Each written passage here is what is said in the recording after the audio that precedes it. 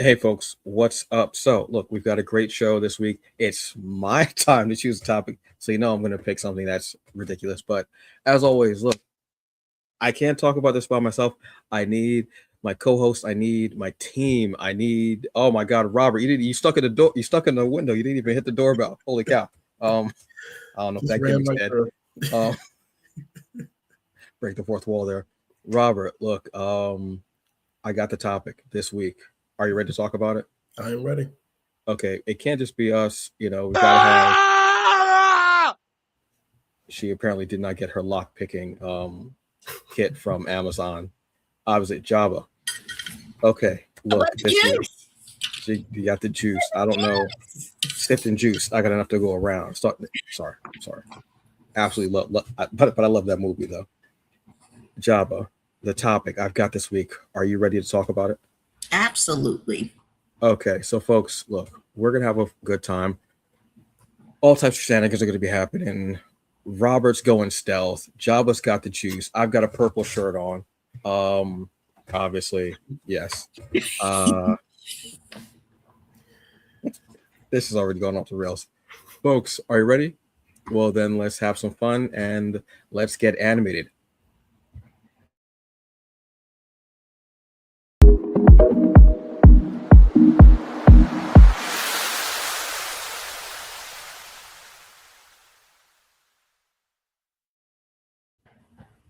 Hey, folks, what's up, and welcome to another episode of Summer of Geek, presented here at the Hungry Bleak channel. I am Antonio Pomares, aka the Hungry Bleak. What's up? Is your girl Jabba Chin with the almost unknown breeds. If you know, you know. And I'm Robert Jeffrey II, known in these streets as Rob the Writer. Yeah. I don't know why. It's almost a reflex at this point. I'm gonna be honest with you. It's almost a reflex, and it doesn't make any sense. So, how are y'all doing today? I'm hot. I'm good. Tired, but I'm good. Okay, well, I tell you what. Look, first off, let's get out of the way. Happy Wednesday. It's New Comic Book Day. Mhm. Happy New Comic Book Day. There's a lot going on. Go to your local comic book shops, as I wear my comic book T-shirt, which I love absolutely. This shirt is actually kind of also inspired by Crown, Maya Crown. Oh, Yeah, I remember getting this shirt, and she was like, "Well, why wouldn't you get the shirt?" And I was like, she has a point. She definitely has a point. And if you knew Crown, that was perfectly Crown summed up in everything. Yeah, so yeah, go check out so many comics coming out today. There's a bunch of them. There's almost, I want to say too many, but there's never too many comics coming out. I want to say there's so much. Okay, my Dark Knights of Steel 2, Stephanie Williams yeah. back in Themyscira, Wonder Woman, Deathstroke, Green Arrow, an absolute Green Arrow, M1 number 2. Yeah, there's just so much going on. So go check it out. Yeah, but here right now we're gonna get animated, and the topic for this week that I decided I wanted to talk about was favorite animated movies or series. There's so much out there. I feel like we're being not overtaken, but there's so much animation going on out there. And the animations of Western or Eastern or wherever you're from, so much out there. So I decided let's talk about animation. But the caveat for today's episode is we are not talking about anything animated that we have reviewed, analyzed, or talked about in previous episodes. So this is all the stuff that we're going to be talking about. Well, not new is what I'm saying, but it's all stuff that we have not spoken about before on the show. I know that was a very painstaking task because some of what we just have some comfort of that. It's like I got to talk about this. I love this. I'm like, no, I want to talk about something we have not spoken about before because there's so much out there, and it's daunting. I looked at my list and I was like, I could like have at least like 5 more lists. Honestly, crazy. But let's start with Robert. Robert, what have you got? So I'm going to start with Kipo. Hope I'm pronouncing it right. Kipo and the Age of Wonder Beast. It's on Netflix, and I think it ran for, let's see, maybe 2 seasons. I want to say at least 3 seasons. So it ran for 3 seasons and came out in I think 2020.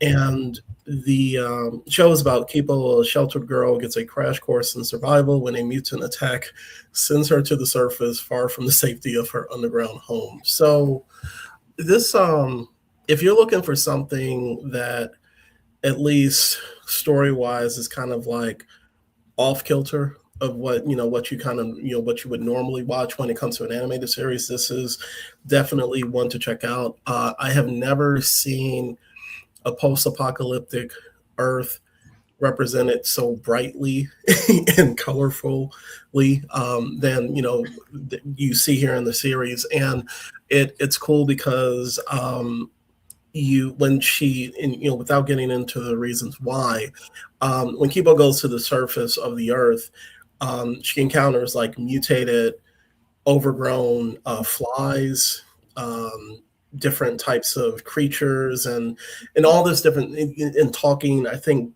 is it baboons at one point in the series. I don't know. I remember, Antonio, you mentioning you saw it, but I can't remember. But It's it been a while. yeah, it is a weirdly fun show, and it turns into this epic quest where I think Kipo is trying to find her father or find out what happened to her father. Um, and it's I always mispronounce this word, but anamorphic,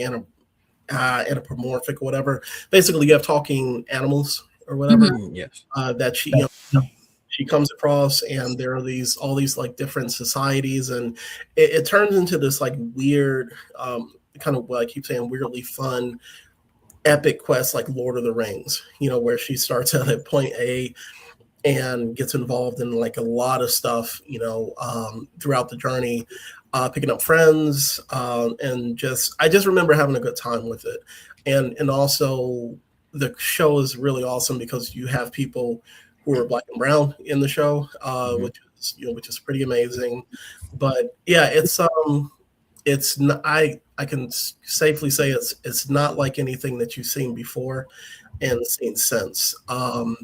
It's like a kind of a coming of age tale in this kind of twisted post-apocalyptic world where you fly around on giant dragonflies. That's what I could say. But yeah, like Netflix, for all the criticisms that we have for Netflix, they really excel on the animation front, and especially with original concepts like this. Now, do they let all the original concepts run for multiple seasons? Sometimes no, but in this case, you got 3 seasons of really, I think, solid animated storytelling. So yeah, it's one of my favorites, and I actually need to go back and do a rewatch. But yeah, definitely check out Kipo and the Age of the Wonder Beast. And outstanding. Yeah, that was. I always like something that like you have to be post-apocalyptic, but it doesn't all have to be gray and black and what have you. It can still be somewhat colorful and bright because we'll still have colors around. Hopefully, when everything goes to hell in probably the next 6 months, what have you. So yeah, that's definitely, and yeah, for Netflix to do that, to have an anime series to run multiple seasons, is definitely one to go and check out. What have you got, Java? So mine's like a early way back in the day, even though it's not really that far back in the day. It's only been like 26 years old, but still, surprisingly. It's called X 1999. And that was like that before Pokemon. It was kind of like those animes that would pop up even like on like Showtime or Cinemax or HBO. You didn't know what it was, but it was a cartoon, so you're just gonna watch it. Shouldn't have watched it at the young age of probably 9 because oh my god, it was so graphic, but still it was just so pretty. I mean, if you guys aren't familiar with the art style, they're produced by Clamp, who's done Chobits and Card Captors, to give you a reference. And with the storyline, pretty much it's almost post-apocalyptic because some's the end of the world, and there are 2 factions. There are the Angels of Heaven and the Angels of Earth, and they have to find their leader, Kamui, and whichever side he chooses is pretty much like the fate of the entire world. Now, when watching this, like, I didn't know what it was, but I'm like, oh, it's pretty, and oh no, people are dying, but it's still so beautiful to watch. So, I mean, to get early access and to see what stuff is where it's like not like American like cartoons that you would normally see, because like at that time it was like came out in 2000, so it was like right around like when what was like maybe like SpongeBob and like the regular like Pepper Ann and Kids Next Door was like a good thing to pop up on, but you didn't really see that much anime because you didn't know where to watch it. It just like randomly popped on your television show if you had the chance. But I liked it. I do actually recommend watching both the movie and the anime because there is an animated series, and it's kind of gives you like the other side. I don't want to spill like who chooses what side goes for what, but I like to see the difference between the two. So yeah, if you can, I think it might be on maybe Crunchyroll. If not, go on Tubi or Pluto TV.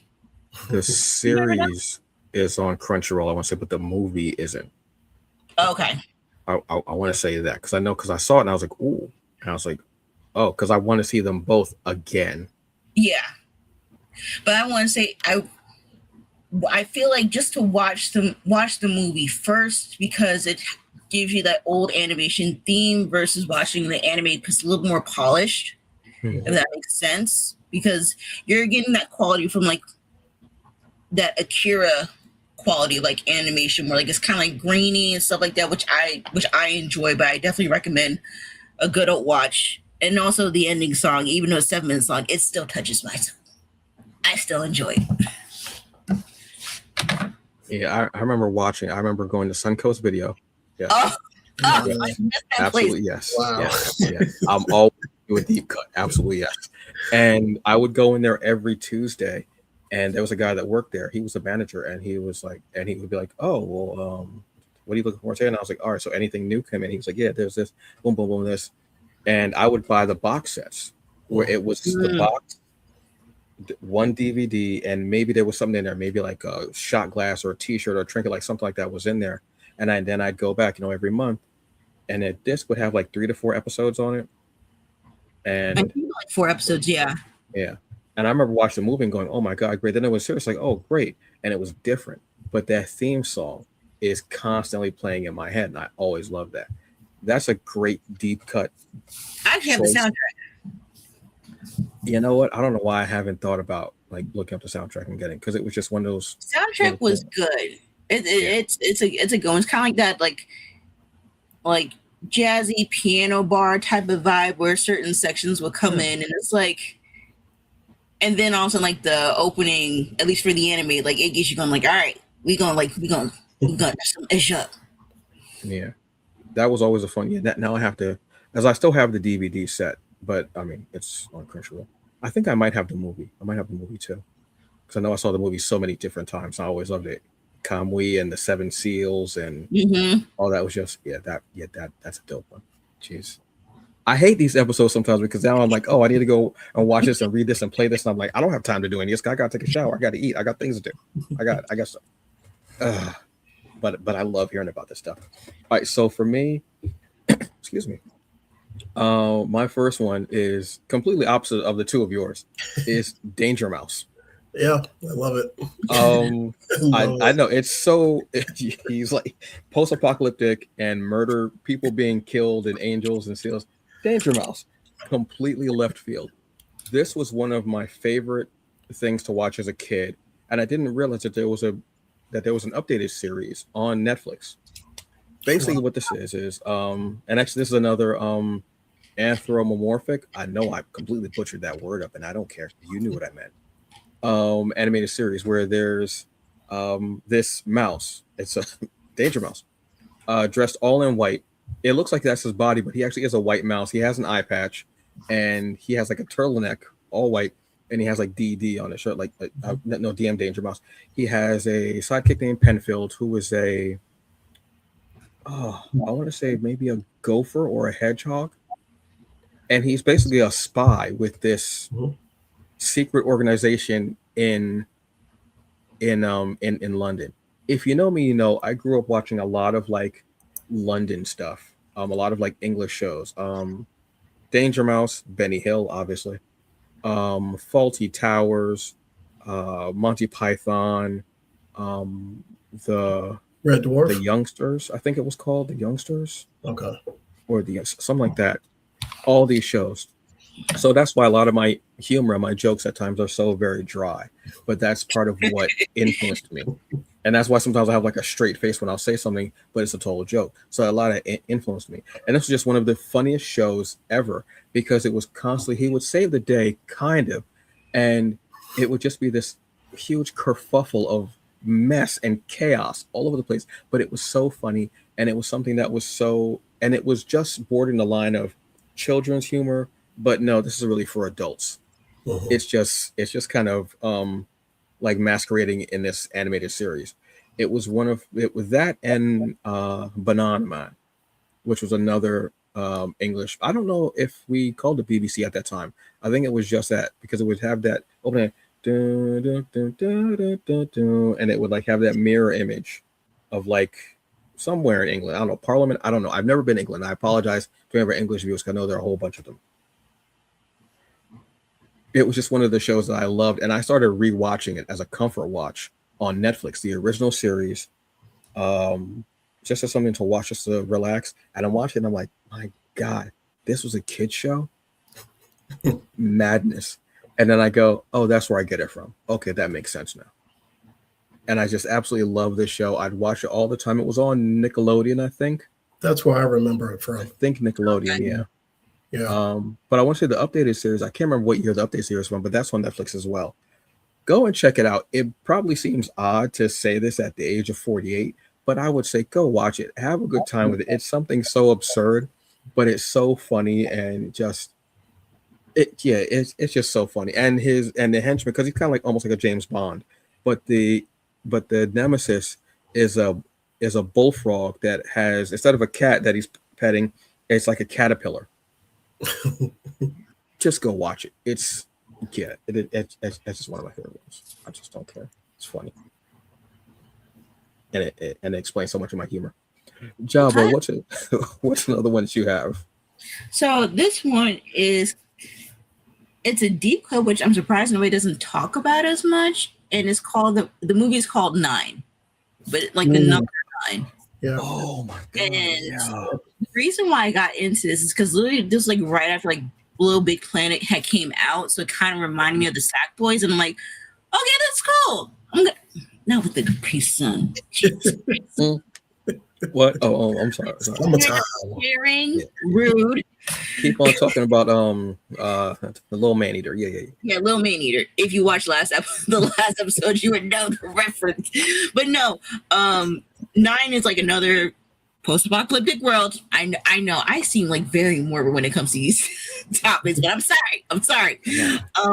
Pretty much what it is that there's a scientist that split his soul up into like 9 little puppet sack thingies, or what you want to call it, and they're trying to save the world again, but they so scattered that they're trying to find each other again.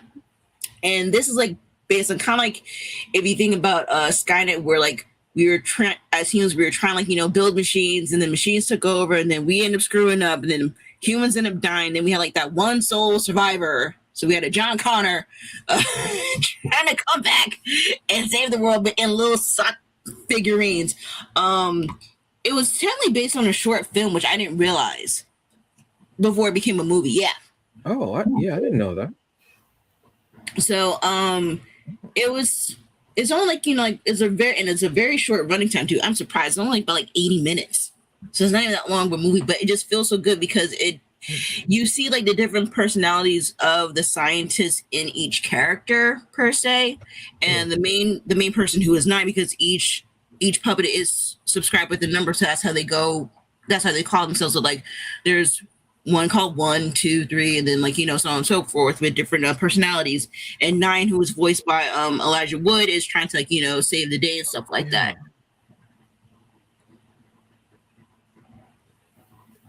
I haven't. Yeah, that was such a cool. I remember watching that on cable. I think when I first got premium cable, and it was a movie that was on, and I was like, oh, I wanted to watch this. So I think it was like a Saturday. I just sat and watched. And I was like, oh, yeah, that's a good. I haven't seen that in a while too.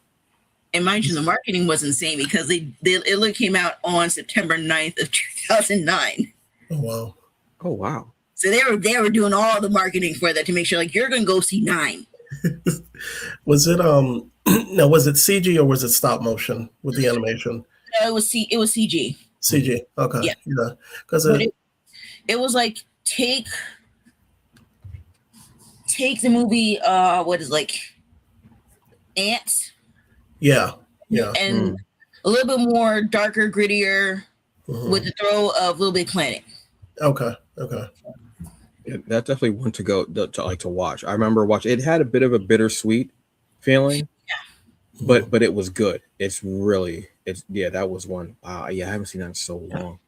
Because surprisingly, the video ended up popping up on TikTok when it was like one like those like last minute clips. I'm like, I haven't seen this movie in a while, but this movie was so good. I'm gonna jot that down on the list as well. God. 9. No, yes, I will. That's a joke for one of our German speaking fans, which I know there are a bunch of obviously as well. Robert, what are you gonna do?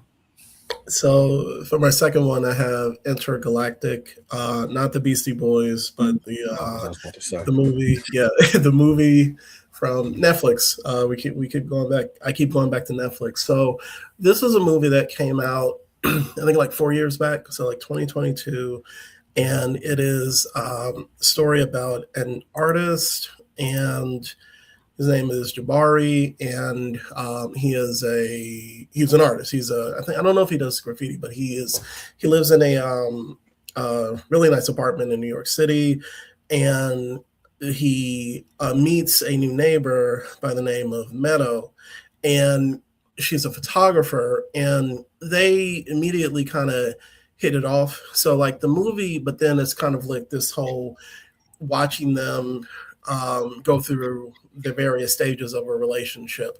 And the thing that I love about it is like it has an animated vibe of like Love Jones. You have two successful Black characters living their best lives. They're both working in the creative sphere, which was awesome to me. And you have this relationship that kind of naturally works, and then it doesn't work, and back and forth and back. But it's not like, will they, won't they, that type of BS. It feels real. But the thing that works really well with this is if you're a fan of any of the Spider-Verse movies, the animation style is very, very close to that, if not outright done by the same animation studio. It is a beautiful movie. It's the colors of the sky pop, the colors of the city. It is pretty. It is pretty to look at, and it has a really solid cast. Kid Cudi plays Jabari, Jessica Williams plays Meadow, and you might know Jessica Williams from The Daily Show. I think you have Ty Dolla $ign, Timothy Chalamet, Vanessa Hudgens, Keith David, Jaden Smith, and Macaulay Culkin, and Laura Harrier. So it's a really good cast. It's kind of plays like a romantic drama with comedic elements. It is not like you might want to call it a comedy drama, but I think this, for me, it's a really good example of using the medium of animation to tell any type of story that you want. So, normally we get a lot of comedies, we get a lot of action, sci-fi, and so forth, but this was just a romantic drama, and I really enjoyed it. But it's, like I said, it's a beautiful movie to check out, and the soundtrack for it is amazing. But I remember, I didn't see it when it came out, so I probably saw it a few months later, and it just kind of, I was hit, I was like, oh God, I should have watched this when it first came out. But yeah, Intergalactic's really, it's one of those movies that I think shows the potential of what we can do with Western animation storytelling over here in the States. But yeah, highly recommended. And once again, Netflix stepping up to tell a really good animated movie in this case. Funny thing about Kid Cudi is I know a little bit of his music, but I'm more a fan of the stuff that he does outside of the music. I don't even know if that makes sense. I haven't seen Intergalactic, but I read his comic Moon Man, which I Yeah. hope bring that back, please. I don't know what happened. Please, Mhm. more. And also his acting, Yeah. because he was in X. Mhm. He was in Brooklyn Nine-Nine. Sonic the Hedgehog. He was in one. He Sonic was the in the Hedgehog. Knuckles. Yes, Yeah, the Knuckles movie. I know more of his stuff outside of music than I know of his music, which is weird. So this is one. You know what? It's Wednesday night. I've got some reading. I've got AEW, but I have to watch this as well because yes, this is it's unfair that I have not watched this. So thank you for reminding me. And yeah, the animation is absolutely it's stellar. It's beautiful, and I Mhm. love those. I love the movies that we used to get in the '90s. Those black Yeah. um dramedy, comedy, love story, whatever you want to call it. I love those movies, and we are lacking them now. So I like seeing them in different forms, and if we can get them animated too, that's a beautiful thing as well. So Yeah. I'm happy with that. For my next one, I'm going to go with another older one. This is Megalobox.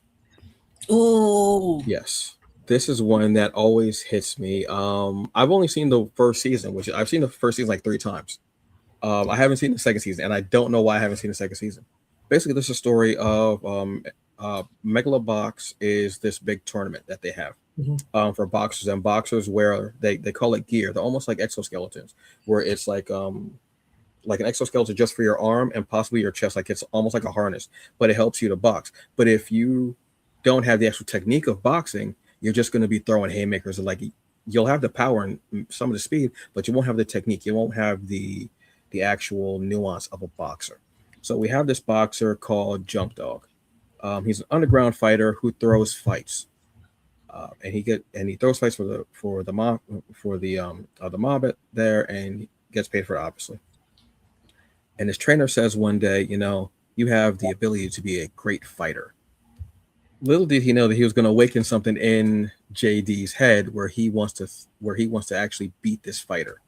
Big fighter, and the fighter is boxing him, and he's got his guard up, and he's just thinking, I know I can take this guy. This is and just as the bell's about to ring, he slips a punch in, and he gets him right at his chin, and the other fighter's like, oh my god, and he realizes this guy has no training. He has no actual nuance. He has no precision. He has nothing. He's just throwing haymakers. I can beat him. And then he goes from there, and he ends up meeting the champion of Megalobox, who has this new state of the art type of gear where it's almost like a part of his skin, Oh. his harness. And he wants to fight him so badly. And he decides, I'm not going to throw fights anymore. I'm going to fight. Yes, the action scenes are really cool. I love seeing anything like martial arts or boxing done, and not. I mean, I love wire work stuff and everything, and like some of the fantastical stuff. But I love when martial arts is, or boxing is grounded, when you actually can see the moves and everything. Funny enough, one of the most grounded things I've seen as far as martial arts is Avatar, because when you're watching the movements, you go, yes, they study, they like have they like that's the stuff. Watching this, it's the fact that JD finds his determination, this heart. He wants to become more than what he is. He wants to rise above all of that, above, literally above underground boxing. He's an underground boxer. He starts boxing above ground in this grand tournament, literally. I love the fact of his, like I said, his determination and wanting to be more than what he is, and having a goal, having an aspiration, which he never had before. But because of this one night in the rain where he has an accident with his motorcycle, and him and the guy almost fight, and he's like, I want to fight him. It just does something to me. And I actually love the fact of this guy just being like literally starting, not even from the bottom, he started under the bottom and working his way up. It's just a really cool thing. And the fights are really cool. And at a certain point, he doesn't want to use his gear. It's just about him and being an actual great boxer, which he is. I love stories like that. Particularly, I find more in boxing. They'll have the stories of the underdog, and not that martial arts won't, but in martial arts, sometimes they'll sensationalize the martial art with wire work or something like that. Yeah. And they'll have the boxing, even though both are choreographed beautifully. Sometimes boxing will have more of the story of the underdog and fighting. I mean, let's take Rocky, like which is a prime example of that. Um, Rocky or Creed, because the plot thickened up apparently.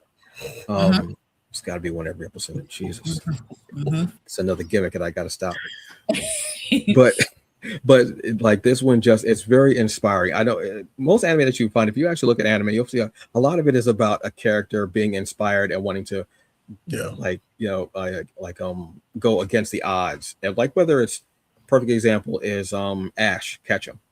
Yeah. Literally, it says no literally in the song, I want to be the very best. And he has to catch them all. It literally says it. So a lot of anime does that, but this one, I think, because it's a character who's darker skinned, impoverished, and just he doesn't even have a name. He just calls himself Junk Dog. Mhm. So this one just to me is one of my favorites. 2 seasons. I strongly recommend going to watch it. It's on, I believe it's on Hulu and on Crunchyroll, I want to say. So that's definitely one to check out.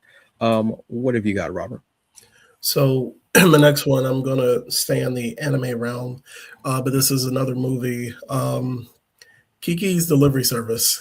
So I I I was gonna say I discovered Miyazaki. I first watched, yeah, it was like he was a young strapping animator. Like I I was in a hated, coffee shop one day, yeah, and he was this white haired old man. I said, you draw pictures? No. So the first movie of his that I saw was back when I was in college was Princess Mononoke. I had Mhm. known nothing about Miyazaki until I saw that movie, and I was like, wow. And then after that, Spirited Away, Ponyo, Howl's Moving Castle, and so forth.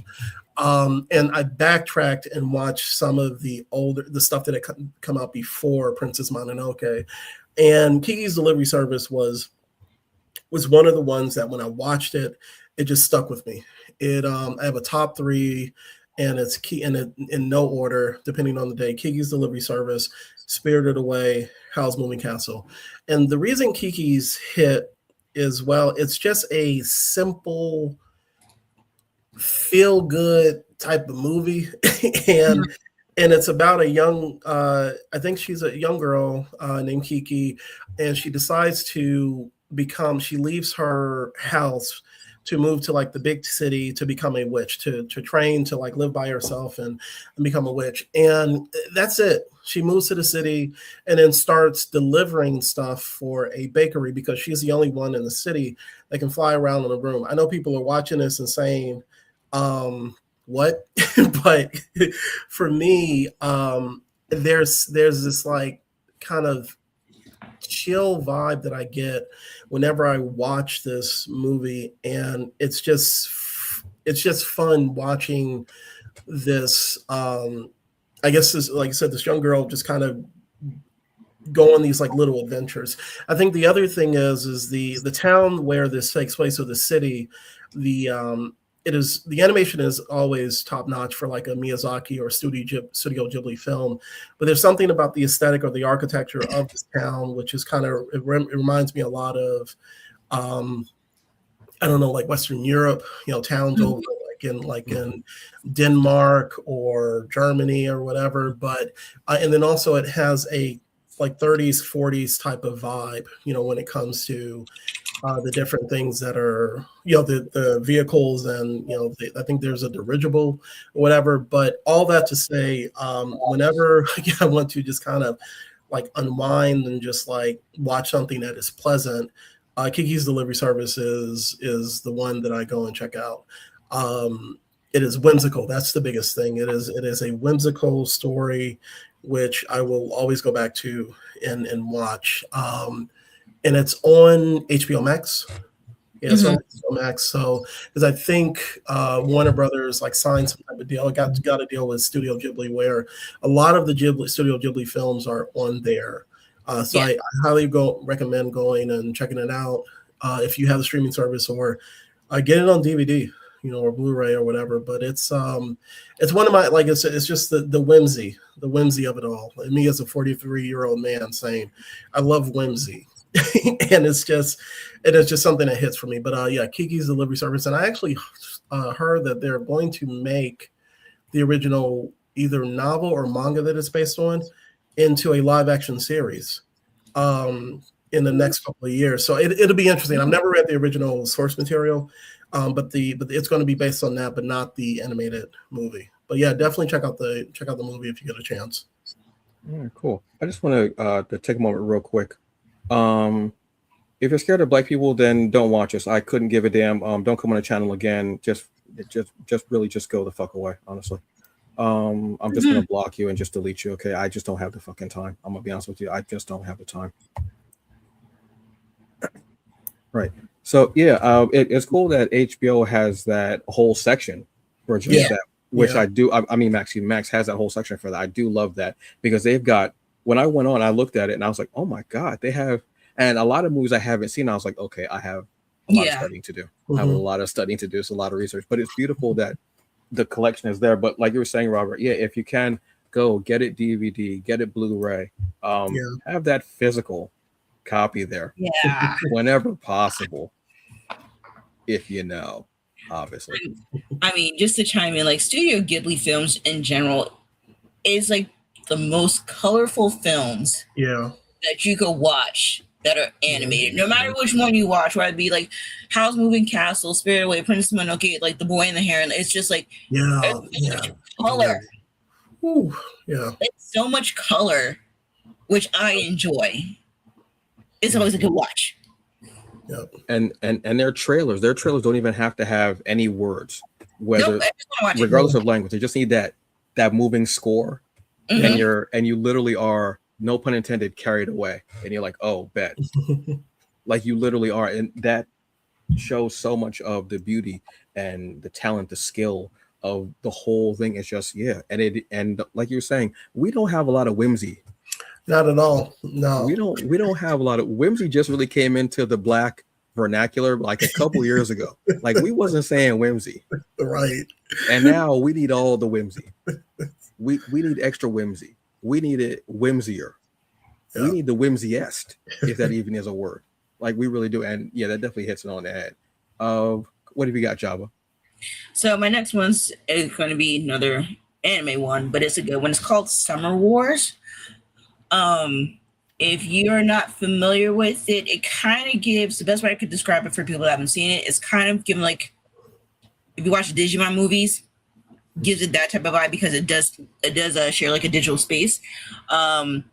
Pretty much it was produced by Madhouse, and Madhouse has a huge plethora of things that they've produced, like One Punch Man. They produced the X animated series. They produced Hunter Hunters. Like I said, they're a good distributor for it. But pretty much this movie came back out in another 2009.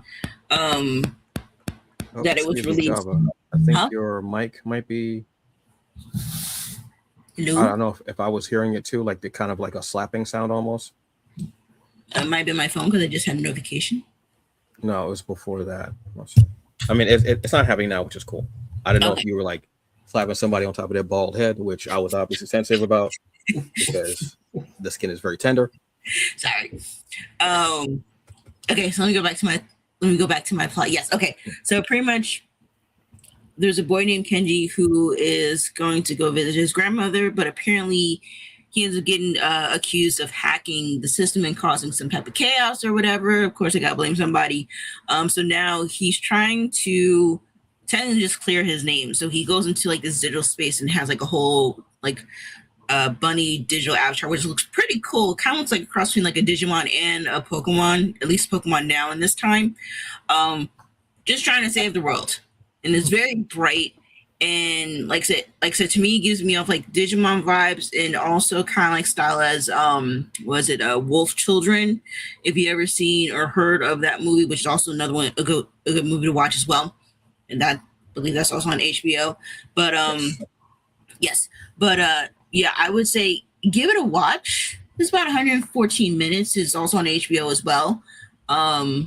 Maybe on Crunchyroll, but I think when I was looking at where you could find it, I was on HBO Max. All right. I'm not familiar with that one, but I like the sound of it though, and that sounds cool. Like the thing I love about anime stuff is that there's so much out there. That there's no way that you know everything. It just is, and it's not good or bad. Just don't know everything, and there's so much. So I definitely want to check that out too. I hate these lists. It's so painful and yet so beautiful, which I love. I do. This looks good. Yeah. So I got to check that out. And you said that it's on They showcase it on HBO Max. Okay. It did say Crunchyroll, but I don't trust that. I think it was just like an advertisement. It was like, get your 7-day trial to watch it on Crunchyroll. Oh, Just probably go on HBO Max to watch it. yeah. Okay, cool. Yeah, HBO, but like Max, not to be funny, and again, we're not shilling for Max or Netflix. I promise you, we are not. It just happens that they just have, availability and their stuff is there, and they have really quality animation, whether something that they've been able to put on their streaming service, or something that they created on their for their streaming service. Either way, they have quality stuff. They do. They honestly do. Yeah, I like that Max has that whole section of like adult animation, where it can be anything from Adult Swim to like Angel's Eggs, I think it's called, or Angel Egg. I can't remember that latest movie that came on. Like they have like this wide variety of stuff that you can go on there and check out, which I absolutely adore.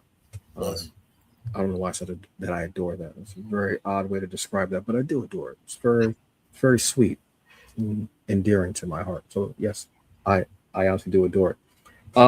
Next one. This is one that's new. This has been out for a couple of months. It actually started up around the same time um, as the World Cup. Obviously, a tie-in, and this is Dragon Striker. Mm. So this is an animated series that's on Disney Plus. You can also see it on Hulu. This is basically take Avatar: The Last Airbender, take Hogwarts, except without the transphobic writer, Mhm. and take Strange Academy and Gotham Academy. Mm. If you know those comics, put them all together, and then just to make it even more interesting, because they deal in the sport, put soccer in there, Right. and that's what it is. And I was like, oh, okay. I didn't really know anything about it. I just saw the trailer, I think maybe a couple of days before, and I was like, oh, this looks kind of cool. Let me check this out. And I was blown away. Basically, it's a story of this boy named Key, who wants to be a Goratama player, which is their form of soccer, except your Tama is your power. Mm. Like the goalkeeper has the ability to stop time. One of the strikers is able to make two duplicates of himself, and well, two illusions, I should say, of himself. Another player is able to make like this kind of I don't know how to describe this, like slime that like they literally just call it slime. That's like very colorful slime, and he's not sure how to actually use it as far as being able to play. But Key, unbeknownst to himself, has a Tama of being a dragon striker, which is this legendary thing. And it turns out that his mother was a dragon striker at the academy. So now, after he finds that out, he goes to the academy to become a Gork Tama player, but he can't focus his Tama because it's such a powerful thing. And he must, because he doesn't know that there's a prophecy that his power can be so incredible that it can undo everything that's happened and be very catastrophic. I absolutely love again, this is going to sound kind of corny, but I love the endearing fact of him wanting to find out more about his mother, and then also figure out his ability and to become this Goratama striker.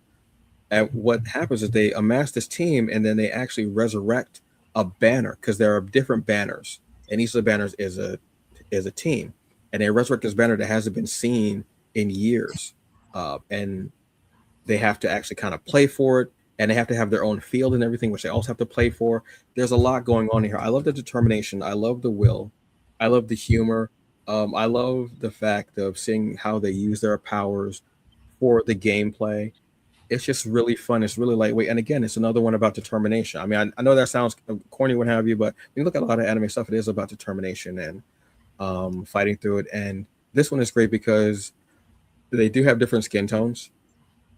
And they also have characters that I believe are queer as well. As I believe one of the players for Key's team, which is the Knights, the Resurrected Knights, is very kind of queer coded. And I'm like, oh, but he's one of the fiercest, one of the best players possible. And he's a player that he's actually the brother of one of the other players, which nobody knew. and they got him from another team of the. I'm trying to remember the name of the team, but they're like kind of like their rivals. But each of the teams are so fierce, and the way they use their powers, everything is just so awesome. This is 11 episodes. I believe it's actually been greenlit for a season 2. Yes. So look, if you're a fan of football, soccer, and you want to see something fun and engaging, and it's just beautifully done. Even the trailer, the opening is dope. Like, just watch the opening is dope. I was watching, I was like, when I was watching, I was like, so when's the game coming out? And I don't need it to be like a little like cutesy game. I need this to be a straight up, like, give me a game of this. This is awesome. Yeah, so go check out Dragon Striker, Disney Plus or Hulu. They're kind of the same now anyway. They're merged, so spots where. Yeah, so definitely go check this one out. What have you got next? What's your next one, Jabba? What's your our last one's actually. Damn. Yeah. I don't know why my voice cracked. I'm sorry. So my last one is technically an unofficial, quote unquote Disney princess, and it's Anastasia, because now it's owned by Fox. And technically it's Fox's only golden child, because it's from Fox Animation Studios that only lived for me like 6 years until they were bought out. Oh. Yeah. So obviously Anastasia came out in 97 with a stunt again with the damn Capri Sun. I'm thirsty. Call drinking water. Okay. Oh, water. Anyway. Water. Anastasia came out in 97 with a star-studded cast, surprisingly, after finding out like other like fun facts and insights now that I didn't realize, and now I could not unsee it. Pretty much about the Romanov family, who unfortunately gets murdered by the revolution, and Anastasia miraculously survives, and now she's trying to find out who the hell she is. And then pretty much these two con men go on a scam trying to reunite Anastasia with her grandmother, and they go off on this whole adventure and technically live happily ever after. In real time, it does not happen. They're all gone. Point blank period. But they was going in. Oh my god. Well, I mean, it was true, but Yeah. but pretty much like the animation, it was, if you guys, for anybody that's watching, are familiar with Don Bluth, who has done a lot of animation, definitely produced one, same thing with Gary Goldman. And you can kind of tell within the art style from it, because they also produced another one, which really is a deep cut that nobody doesn't talk about, which is Titan AE. Still another one to watch. I still can't find that damn soundtrack, because I would love to hear it all over again.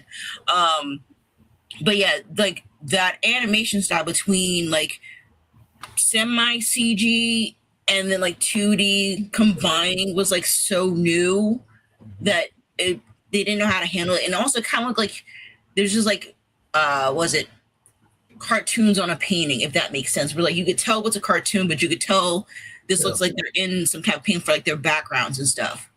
And I swear, I think like this was like the only movie I've ever seen like Fox like push for like advertisement. I remember I used to have like the little train set. I think you get that from like McDonald's or whatever, or like at like Walmart. I used to have that going around. But like I said, from the soundtrack to like, you know, the animation, it was like it was a good watch. I don't know where you can watch this at. Maybe HBO? Well, no, if it's Fox, it should be on Disney Plus. It should be on Plus. I mean, Disney Plus, I should say. Or Hulu, even, maybe, possible. But it should most definitely be on Disney Plus. It says Disney Plus. It says Disney Plus, yeah. So I might go watch that again, just for like, you know, my comfort. There you go. Was John Cusack in that movie? Yep. John Cusack was in it. We had the late great Angela Lansbury, and fun fact, Christopher Lloyd, aka Doc, was Rasputin, but Jim Cummings, who pretty much voiced everybody's childhood, was a singing voice for his song. And I'm like, that makes sense now. I can hear it. Christopher Lloyd just never did that. I mean, yes, Doc, but if you're my age, you know Taxi. It's your kids, Romanoff. No, I'm sorry. Let me stop. You gotta do something about your kids. The kids. Fair enough. Or he could have been a judge. Who framed Roger Rabbit? That Yeah. was really trippy too. yes. And he talked just like this. Oh, he wasn't terrifying though in that movie. He's just so. I felt That's bad not for the bugged out. shoe. Yeah, I was that like, my that scene was rough. God. That scene was rough. And it's funny that if you, in a certain way, if you look at that movie, it's a horror movie. It Yeah. Because is. of Christopher Yes. Lloyd. That movie But is not for kids. His eyes like daggers coming out. He has a little piece of hair on his head. Like that's and again, that's Christopher Lloyd. You never really think of Christopher Lloyd in that like kind of horror role. I mean, even without like him like taking off like just like with like the glasses and the hat, like he still look. I'm like, I don't want to mess with you. But he's such a. If you have the chance, go check him out in Nobody. He plays Bob Odenkirk's father. Okay. And I think he was in his 70s when that movie came out. Yeah, watch that. I was like, yeah, awesome. Love it. What's your favorite? What's your final pick, Robert? So for my final pick, I have Carol and Tuesday. So Netflix, run me my dollars. Third, I got 3 out of 4 of these are Netflix. And when Antonio was like, let's go with ones we hadn't spoken about before, these are like the first 4 that came to mind. So 3 of them were Netflix. So that says something about Netflix. But Carol and Tuesday is an animated series that was created by the creator of Cowboy Bebop, right? And lore-wise, I don't know if this is true or not, but this is supposed to take place in the same universe as Cowboy Bebop. Like I said, I'd have to verify that through some research, but that's at least what I remember the interwebs telling me when I started researching this. But the story is about 2 musicians, Carol and Tuesday. I think Carol is and I'm sorry, this doesn't take place on Earth. It takes place in the future on Mars. And Mars has basically become like habitable where you can just like live there and just chill in the city and all of this stuff. But it is a story about these 2 young women who are trying to break into the music industry, which is still a thing in the future where we can live on Mars. And it is a slice of life, has some comedic parts to it, but it also gets, like in later seasons, a little like culturally and relevant and socially relevant, actually tying into some of the stuff that we're dealing with nowadays. But the thing that works really well is about these 2 musicians. I think Carol they're both singers, and is it Tuesday that plays the guitar?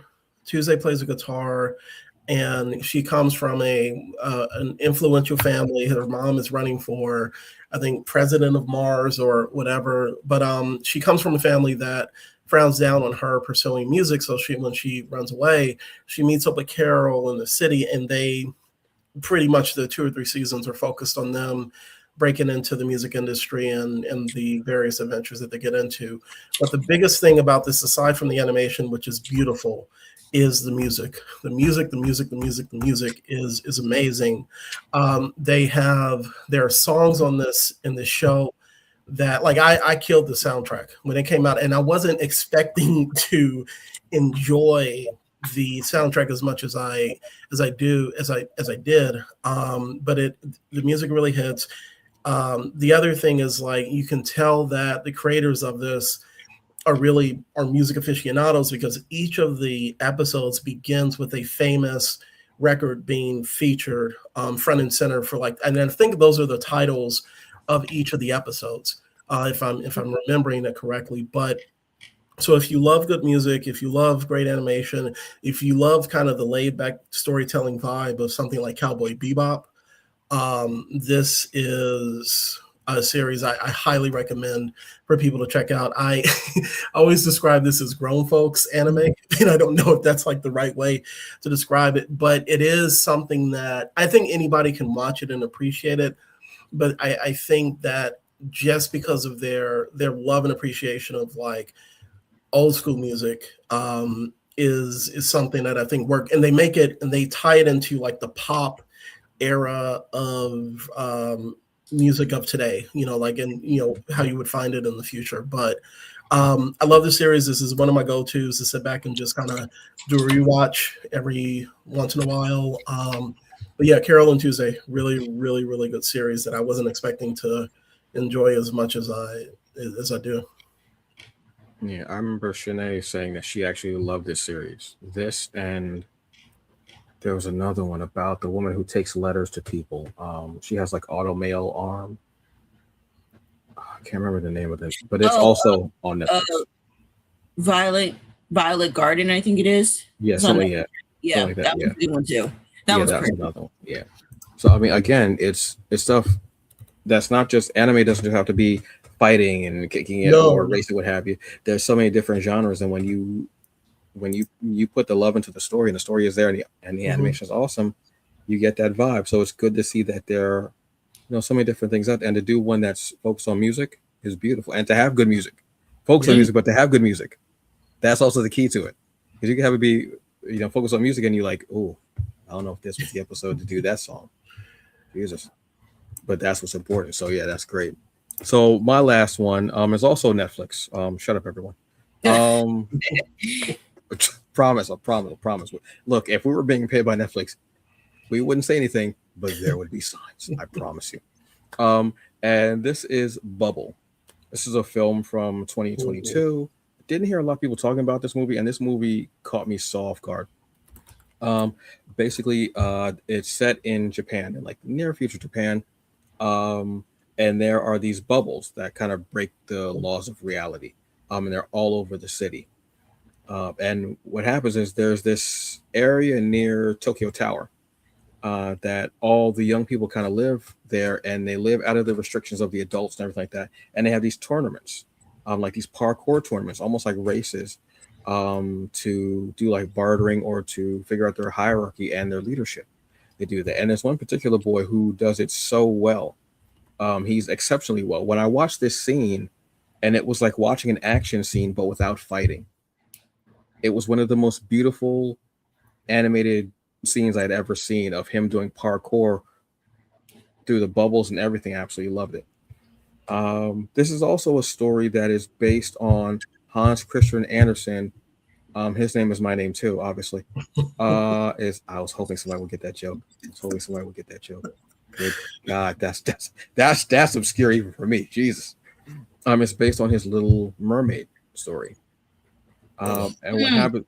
Yeah, which is I was like, oh wow. Um, and one day he's climbing around and he hears this woman's song, and he finds this young girl, and the story goes from there. I believe he ends up naming her Uta, UTA maybe, and it goes from there. It just becomes this really incredibly beautiful story, not just about love, but about friendship. And this, well, at the end of this movie, it made me really think about what I have, what I don't have, and how much it's important to love the people that are around you while they're here. Because one yeah, minute you could be holding someone's hand, and the next minute there's just like wind blowing through your fingers. I thought you were gonna say Because sea that, salt. no, spoiler alert. Um, kind of, but no, it made me really think about those things. And because I was watching this movie, and I was like, I couldn't imagine sitting there with someone who you've grown so attached to, that you've done so much with, you spent so much time with, and they literally are disappearing while they're in your arms, literally. And I was sitting there like that would break me. So to watch this movie is to have your heart broken a little bit, but it was such a the animation is absolutely beautiful. The story was so hitting and so bittersweet, and the whole thing just was beautiful because he actually started realizing, that to appreciate what's here while it's here. And it makes him come out of his shell a bit more, and for him to be, more present with people. So yeah, this was one that I absolutely love. Like I said, it's a bit of a bittersweet, which is Bubbles, and this is also on Netflix. Again, shut up, we're not being paid back, I promise. So folks, that's the show. There's a lot of animation out there. Excuse me. There's a lot of animation out there. But I mean, you can go check out everything. It's nighttime, damn it. You could go check out. There's so much stuff. Whether it's Crunchyroll, whether it's uh, uh, um, Hulu, Disney Plus, Netflix, Tubi. I think there might be some stuff on Pluto TV. I think I'm not. You know what? Pluto TV does have a channel, but I think it's all subbed. Okay. Basically. But there's so much animation out there to go check out. So go check out something that you've seen when it's a comfort for you, but also go check out one that you haven't seen before, and just have fun with it. So on that note, folks, this has been another episode. I want to thank you so very much for being here. As always, I am Antonio Pomares, aka the Hungry Bleak, the hungriest man in the room. I am your girl Jabba that is not wearing a bonnet, and I swear you better drink some water instead of that damn Capri Sun. I am Robert Jeffrey II, aka Rob the Writer. And this has been another episode of the Summer of Geek. So thank you very much. And as folks, as always, look, be safe out there. Drink your water. Quiet, Jabba. Take your vitamins. Take your meds, whether it's for a physical, mental, or emotional ailment, because we want you to be the best you that you can be. And we will see you next week with our topic. We haven't picked a topic for next week, have we? Not yet. This might be a potluck episode. I don't know what that means yet, but we'll figure it out. I have no idea what that means. So, folks, have a good one. Be safe. And as always, yes, I am angry, but I will say, do a wonderful thing. And we'll see you next week. All right? Bye-bye, y'all. Peace. I don't know what that is. This bond is tight. Jesus. My ears.